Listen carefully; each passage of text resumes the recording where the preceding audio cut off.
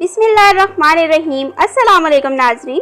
High blood pressure control. अगर आपका वजन ज़्यादा है तो इसे कम करने की कोशिश करें। हाई ब्लड प्रेशर के मरीज नमक का इस्तेमाल कम करें। चाय और कॉफ़ी कम पिएं। डॉक्टर के मशवरे से रोज़ाना 30 मिनट तेज़ चलें। मक्खन, क्रीम और मुर्गन ग़िज़ाओं के इस्तेमाल से परहेज़ करें। तंबाकू नोशी से परहेज़ करें।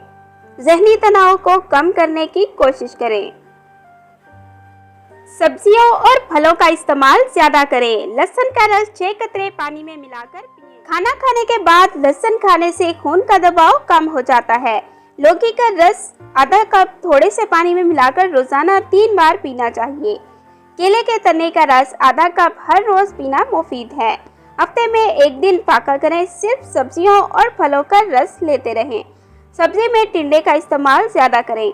हाई ब्लड प्रेशर से निजात के लिए 7 अदद खुश्क आलू बुखारे रात को 1 गिलास पानी में भिगो दें। सुबह इसी पानी में आलू बुखारों को मसल कर छान कर निहार मुंह ये पानी पी लें। कुछ अरसा मुस्तकिल मिजाजी से इस्तेमाल करें। हाई ब्लड प्रेशर ठीक हो जाएगा।